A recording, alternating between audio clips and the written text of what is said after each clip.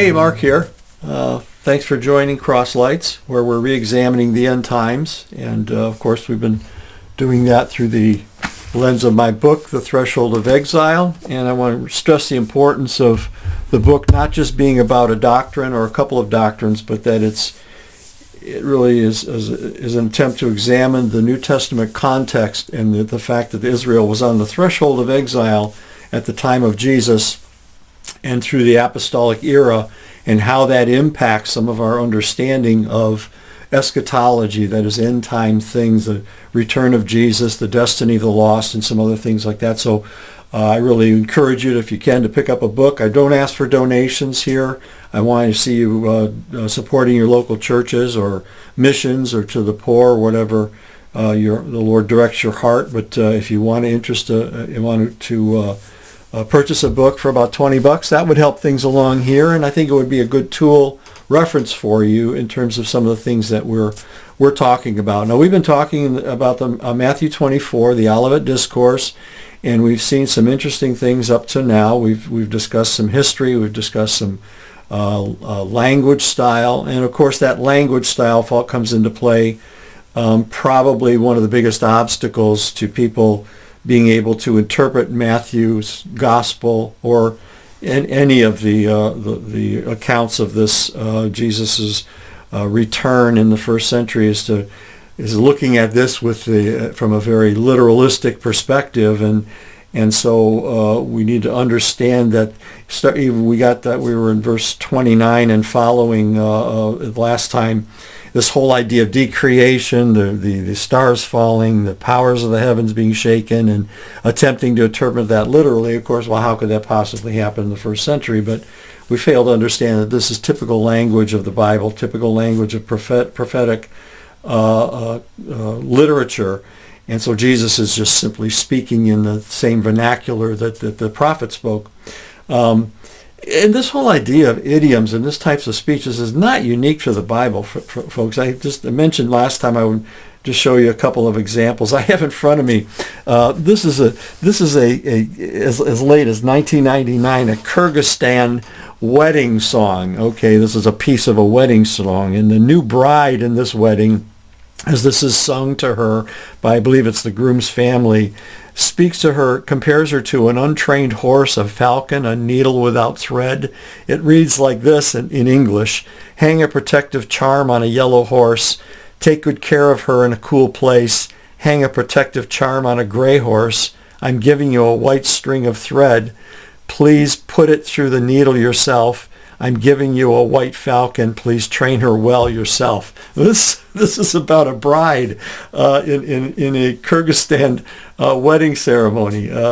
If you translate from, for example, from the Swedish, if you heard the phrase "there's no cow on the ice," it simply means there's no need to worry. Or in Portuguese, to push something with your belly just means to postpone an important chore.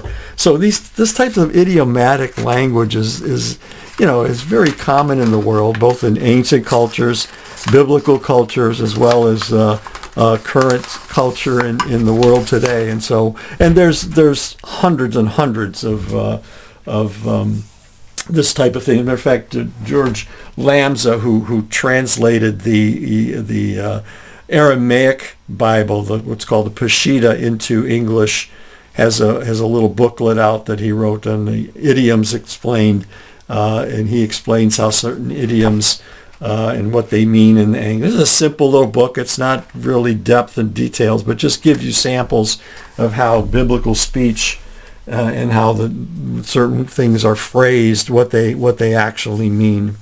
In verse 29, we saw all this language about powers, and the sun going dark, and the moon not giving its light, and the powers of the heavens being shaken. Of course, that's right out of Isaiah 13 and the fall of Babylon.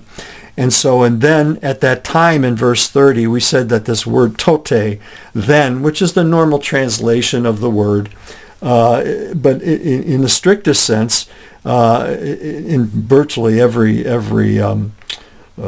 Greek resource says that it means at that time. But Vine particularly notes that that the word tote, which is used here, speaks of something concurrent, in other words, happening at that time, whereas the word eta would mean sequence, so that in a sequential order. But here we have tote.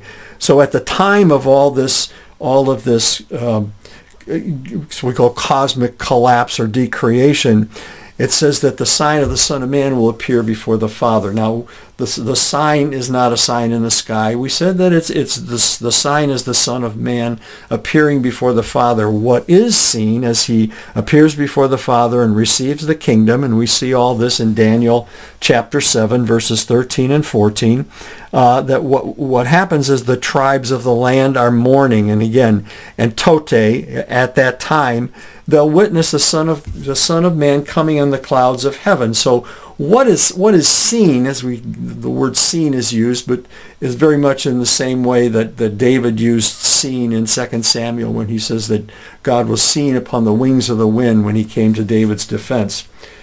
They would witness the Son of Man coming on the clouds of heaven, but what is visible is not Jesus in the sky, but what is visible is the fact that he came in the destruction of Jerusalem through the means of a Roman army, and that is told to us, and we said in Matthew 22:7, where it shows that the king sent his armies to destroy that city. That was the response, to the failure of the Jews. And so, we're seeing things and they're being spoken of in ways that are not familiar to us, but the scriptures are bearing these things out that ultimately what is visible in this text is the fall of Jerusalem, which brings about the end of the age, and that was the question of the disciples. And so this is all happening, and we need to make sure that we're clear. This is all happening in the context of the first century. And again, if you want to go back and take a look at, and we'll post it up here again for you, is this inclusio that we saw from Matthew 23:36 to Matthew 24:34, where Jesus speaks of these things coming upon this generation, that very generation that was there at his time, that would be in the apostles' time. And we see all of this activity happening, the wars, the calamities, the martyrdom, the gospel being preached, the desolation of Jerusalem, Jesus' cloud coming, just like God came in the Old Testament in the clouds. And all this would happen in that generation. And these two statements, Matthew 23:36, that these things shall come upon this generation, Matthew 24:34, this generation shall not pass away. These form bookends that we call an inclusio, where all these things are contained, So these kind of structural elements are very important in understanding the text. It's not just what the Greek says, and of course it's very important to understand what the originals say, but these literary structures that you find, or these literary elements, help us to understand what exactly is going on. Now, there's in verse 31, we mentioned last time that it says that he will send out his angels with a loud trumpet call, and they will gather his elect from the four winds, from one end of the heaven to the other. But the fact is that we are still in the first century, We don't know for sure what happened on the ground. Again, what we do know is this falls within the framework of that inclusio. So there's a reference here of something going on within that framework. And we said it's not a rapture, simply because Noah indicated to us, or Jesus indicated that it would be like the days of Noah, and one would be taken and another left, And those left were the righteous, was Noah and his family, As a matter of fact, there's some interesting, even Lamser brought out in his little book that the idea of being taken and left really speaks of an invasion of an army, because the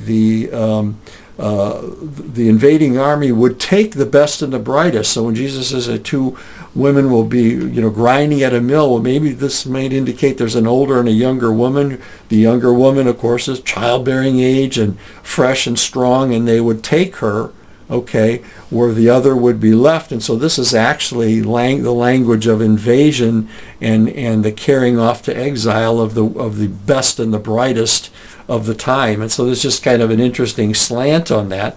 But again, this is all happening in the first century. As far as this ingathering, what it exactly is, there's a variety of opinions. There are many scholars from different stripes. I think a key point of this for us to understand would be that that the Jews in what's called the Zohar, which is a Kabbalistic or mystical texts that were supposedly revealed at Mount Sinai, revealed by God to Moses at Mount Sinai, and then they were passed down orally until they finally became written down in about the 2nd century.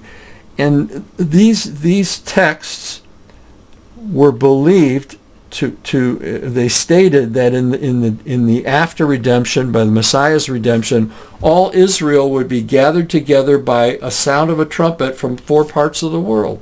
And so this expectation, this hope, this anticipation by the nation, which was being taught by their rabbis, was that there would be a great gathering of Israel, at the time of Messiah. And I think what's happening here is that Jesus is pointing his disciples to the fact that this is the time in which Israel is being gathered. This is the time when the great ingathering from exile, the true scattering of Israel would occur, because they didn't believe, the Jewish leaders didn't believe that it was all done when they came back out of Babylon, because they never fully reestablished their independence, other than maybe that 100-year period under the Maccabees in the century prior to Jesus' coming. They remained under Babylonian, and then Persian, and then Syrian rule, and then Roman rule, Greek rule. So all these different groups or nations ruled over them, so they never really became independent. And so they anticipated that Messiah would bring about the destruction of Rome and bring about their true independence and their ingathering. And this was actually foretold also in the prophets, that there was a great ingathering to be expected. If I can get the paperwork pulled apart here, I'll show you what I'm talking about. In Isaiah 6, we read that Isaiah's great vision of the throne room, that the blindness of Israel, he asked the Lord, how long? And the Lord says, until cities lie without inhabitants and houses without people. He's talking about desolation. He says that a tenth will remain, but it will be burned again, like a terebinth or an oak, whose stump remains when it is felled. The holy seed is in its stump. So following this Babylonian invasion, there will yet be another burning of Jerusalem. There'll be another burning of the people, another purging of the people, and that finally this remnant of a remnant will survive and be gathered in. Similarly, in Isaiah 11, he says that in that day the Lord will extend his hand a second time to recover the remnant that remains. This is a second recovery of the people out of their dispersion after Babylon. And he goes on to say that he will gather the dispersed of Judah from the 4 corners of the land, or from the earth. In Isaiah 27, we have, in that day, from the rivers of Euphrates, the brook of Egypt, the Lord will thresh out the grain, and you will be gleaned one by one. See, this is not a national salvation, which is what some teach that's supposed to happen at the end of the world. This is a one by one, based on personal faith in Christ. And he says this, and we get a context here in chapters 26 and 27, especially I think it's 27:1, that he says this is a time when the dragon will be destroyed. This is a time when the enemy of God will be destroyed. The Satan will be destroyed. And we're going to look at that further in Revelation. And one more here in Isaiah 56, he says not only is it Israel, but because this is a time in which there will be a universal ingathering, he says, and foreigners will join themselves to the Lord. And in verse 7 of Isaiah 56, he says, these will I bring to my holy mountain and make them joyful in my house of prayer. In verse 8, he says, the Lord God who gathers the outcasts of Israel declares, I will yet gather others to him besides those already gathered. So the whole point of this is to understand the prophets anticipated this great ingathering, and this may be suggested by what we read last week in Matthew 22:7 and through 9. He says that the Lord, as he sends his troops to destroy the murderers and burn their city. Then he says to the servants, the wedding feast is ready, but those invited were not worthy. Go therefore to the main roads and invite to the wedding feast as many as you will find. So however we choose to see and understand this great ingathering, I think it's just Jesus, if nothing else, is letting the disciples know that I am the center of this great ingathering that you are looking for, that you are anticipating, and that you are hoping for. This all comes through me, and it may just simply be what some Bible teachers teach, is that with the downfall of Jerusalem, the downfall of Judaism, the path was cleared from really this chief obstacle, and that allowed the gospel to go forth free from any association with Judaism. And so, and again, I want to please announce here that this has nothing to do with Jews today. There's nothing to do with anything anti-Semitic. This is the activities and the result and the fruit of the gospel of Christ on a historical situation in the first century. So let's just make sure we keep that in mind, okay?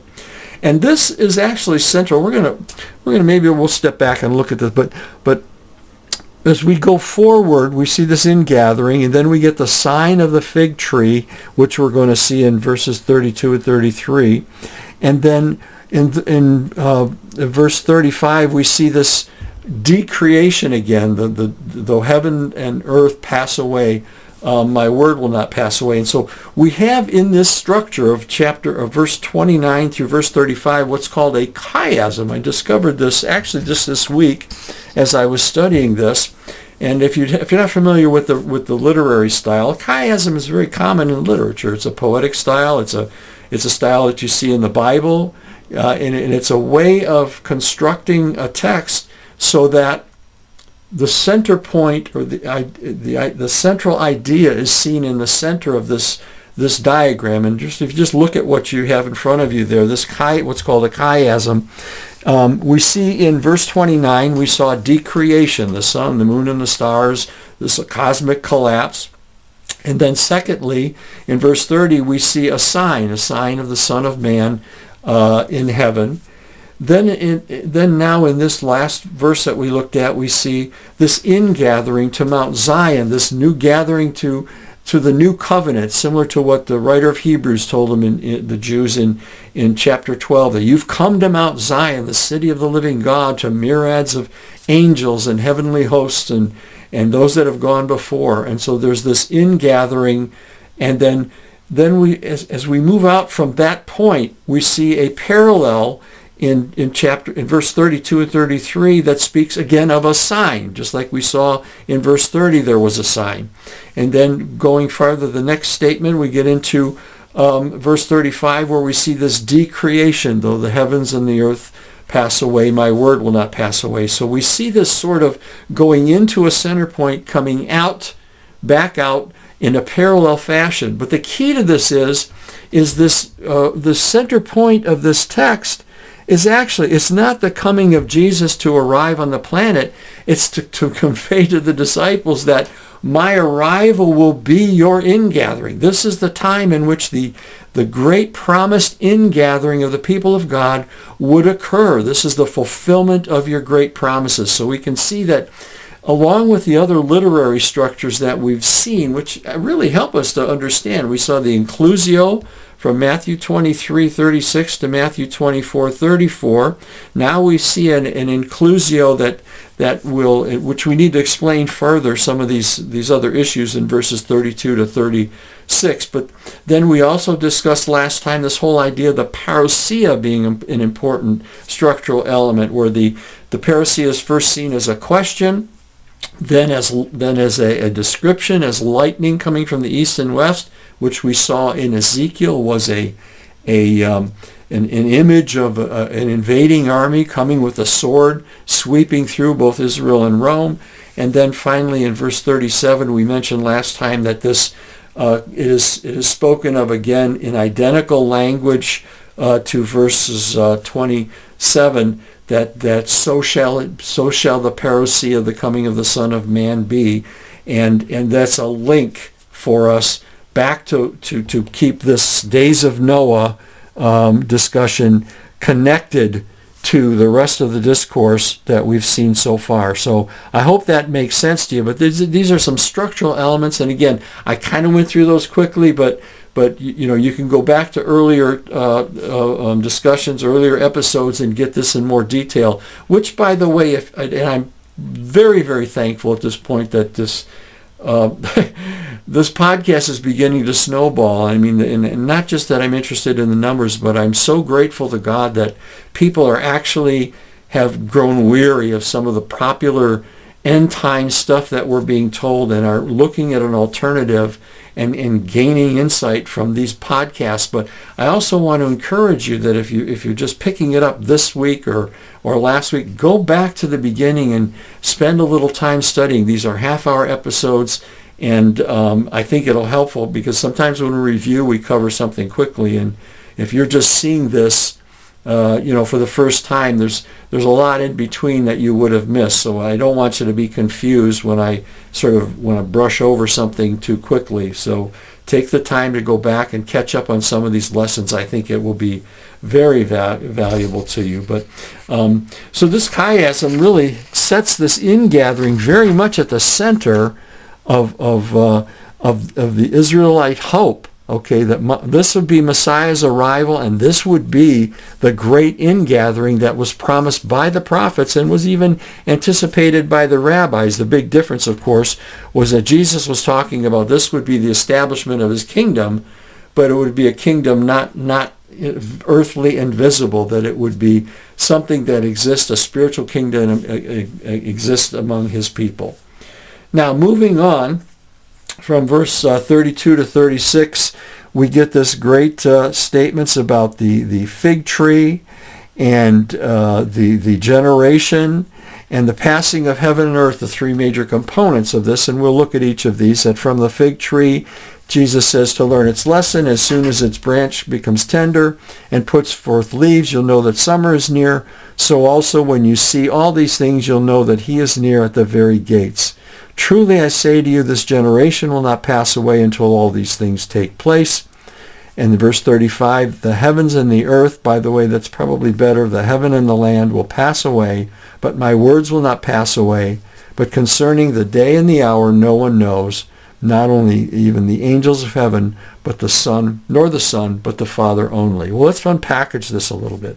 First of all, I'd like to call your attention to Luke 21, because this fig tree is much as made of the fig tree as being Israel, so that when when a branch becomes tender and puts forth leaves, you know that summer is near.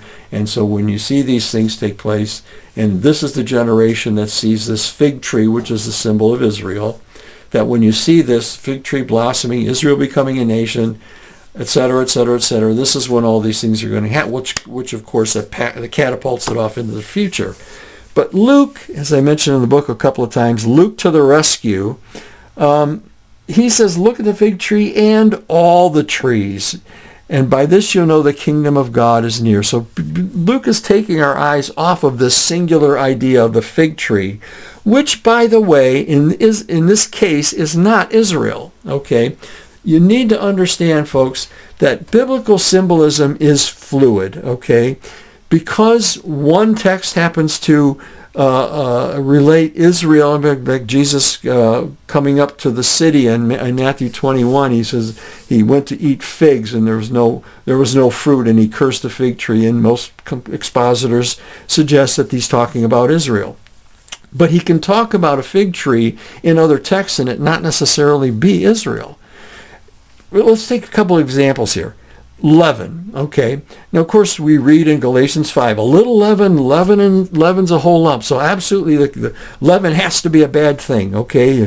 He tells the disciples in Matthew 16 to beware of the leaven of the Pharisees. And he wasn't talking about bread. He was talking about the teaching of the Pharisees. Or he says in Luke 12, beware of the leaven of the Pharisees, which is hypocrisy. So we have teaching, we have hypocrisy.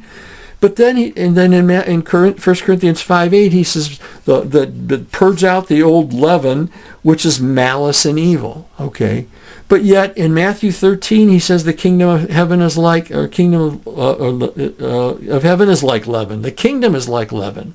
And in Luke 13, he says the same thing. The kingdom itself is like leaven. So when we talk about leaven, it's neutral. It's not evil or good. It's neutral. It speaks of influence. It speaks of things that can be maybe small at first, but influence others. And that can be for good or bad. The kingdom is the leaven. It doesn't say, which some people teach, that the kingdom gets leavened, okay, by whatever, some say the Catholic Church, or some say some other thing that leavened the kingdom. No, it says the kingdom is the leaven, okay? So the kingdom is planted in the earth, and it expands and it grows and it influences nations and it influences political systems and grows and expands into all the nations of the earth, which is what leaven does, right? It causes something to grow and expand.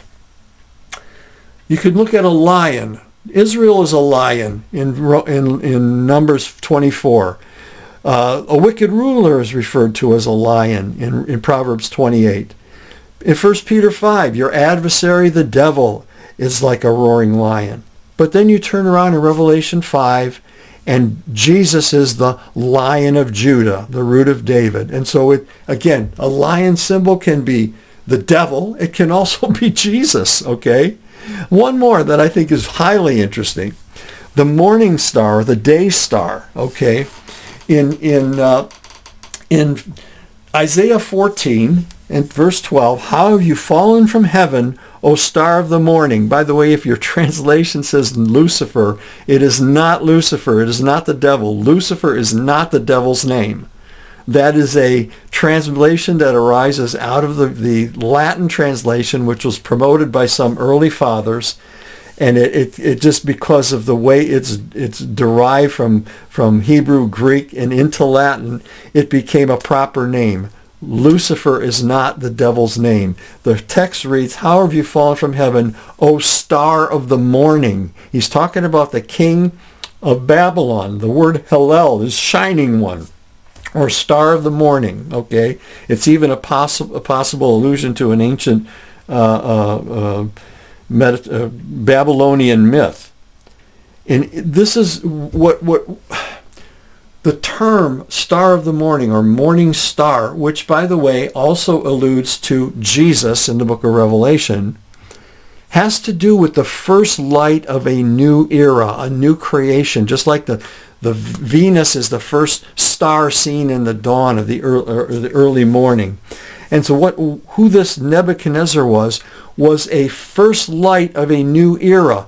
Israel would cease to become an independent nation with the invasion of Babylon, which destroyed the city and the temple in 586 BC, and a new era. Matter of fact, Ezekiel refers to it in chapter 30 and verse 3 in the Septuagint. It's very clear that the time, or the kairos, the season of the nations, okay, is coming as Babylon begins its assault on the Mediterranean world, the world of the Jews, and down going in toward Egypt. And this time, or kairos, of the nations, or time of the Gentiles, is actually what Jesus refers to in Luke 21 when he says Jerusalem will be trampled by armies until the time of the Gentiles is fulfilled, which was completed with the invasion of Rome, the 3.5-year period in which Rome invaded the city. And so we have this era from that began with the invasion of Babylon and the fall of Jerusalem in 586 BC, which continues until Jesus comes to establish the kingdom. And so this transition, and matter of fact, let's stick with this for a minute, because I want to teach you something, okay? I want to make sure you understand this. This time of the Gentiles. Now, this transition of the era from independence for the Jews to their subjugation to the nations is seen so vividly in how their chronology is time-stamped by the writers of the Kings and the Chronicles and in the prophets. was typically marked by the reign of kings. In the reign of so-and-so, this happened. In the reign of so-and-so. Well, in Jeremiah 25, very interesting, it says, Jeremiah 25:1, it says, in the 4th year of Jehoiakim, son of Josiah, king of Judah, that was the 1st year of Nebuchadnezzar, king of Babylon. So now these time stamps for the chronology of Jewish history or Israelite history is getting combined, not only with the kings of Israel, but now a new era has entered, which is marked by Nebuchadnezzar's rule. Now, to even make that more clear, that is fully accomplished when we look at 2 Kings 25:8. It says, on the 7th day of the 5th month, which was the 19th year of King Nebuchadnezzar, king of Babylon. The Israelite king is not even in the picture anymore. Now this is the time of the Gentiles, and the markers, we see the era is now being characterized or marked by the reigns of Gentile kings, okay?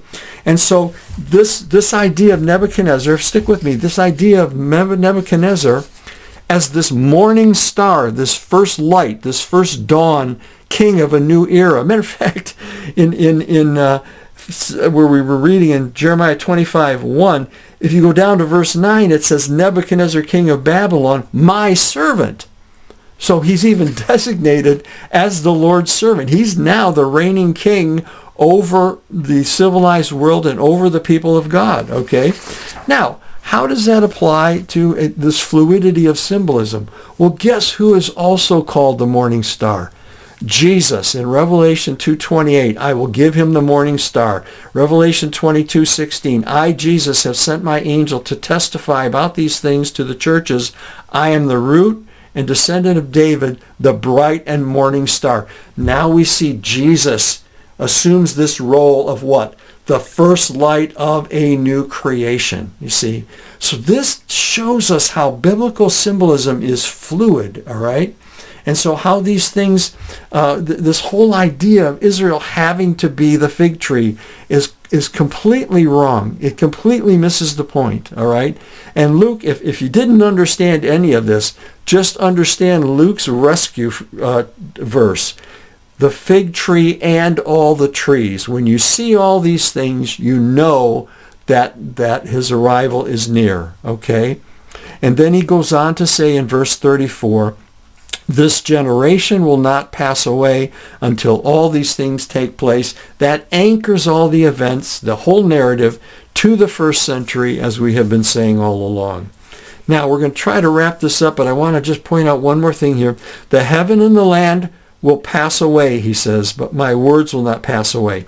He's not talking about the planet. He's not talking about the sky. He's using an idiom, again, one of our characteristic phrases. He's talking about the covenant domain, okay? In Isaiah 51, 16, and 17, he talks about how the Lord had planted the heavens in giving Israel their land and establishing the land and covering with his hand and giving him his word. The whole idea of the heaven was understood by the Jews as being the temple and the land of Israel, okay? Dr. Paul Penley explains this in an article I came across. It's in the book. He says that in Josephus, the Jerusalem temple was built to look like a microcosm of the universe.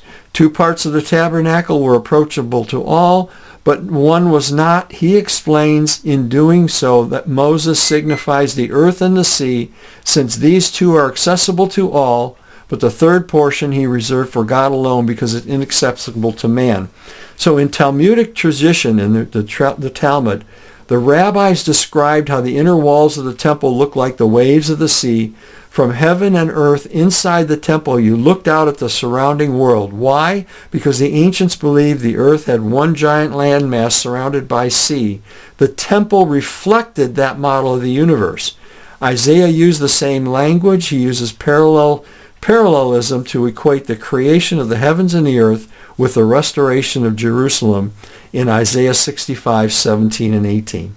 And so we see this kind of language where the understanding of the Israelites was that the heaven was the place of God's residence, okay? And the land or the earth, okay, was the covenant domain, because this was all surrounded by raging sea of the Gentiles. That was their view of the universe, their prophetic view of the whole universe. Peter speaks this way, and many scholars agree that in 2 Peter 3:10 and 12, when he talks about the elements being dissolved and the earth being, dissolved by the fervent heat, he's not talking about the planet. The word is used is stoicheia, the elements. The elements of the temple, the elements of Judaism are being destroyed. Unfortunately, the English Standard Version says that the heavenly bodies, which no, there's nothing in the entire use of that word in the New Testament would suggest that he's talking about heavenly bodies. He's talking about the elements of Judaism, the stoicheia, the elements of teaching, which is the way that word is used throughout the New Testament. So we have the heavens and the land. Jesus is telling them, though the elements of your religion, your temple, your city, the land is going to be, though all this is being destroyed, what he's telling him is, my word will last. My word will stand forever. This is much, interestingly enough, by Habakkuk's words when he says that the just will live by faith, my righteous one will live by faith. He's speaking at a time when Nebuchadnezzar would attack and all the temple would fall in the 6th century BC, 5th century BC. All this would come down. He says, but my righteous one will live by his faith. Doesn't Paul echo those very words in Romans 1, that the just will live by faith? And this is what Jesus is trying to convey. Though your temple, though your heaven, though your land, your earth, your covenantal domain, though all this will be destroyed by the Roman army, okay, my word will not pass away, okay? My words will remain, and you will live according to my words, which he gives us in the Gospels and in the New Testament, okay? So we're going to have to stop there. This was a lot of information. I hope it didn't confuse you, but stick with me. We'll try to keep this thing going, try to keep you informed on what these things mean. And God bless you. Thank you so much for tuning in. And by the way, put a like up there on your phone if you're watching, and maybe share it with a friend. And if you think about it, pick up a book on Amazon. God bless you, folks. Take care. Till the next time.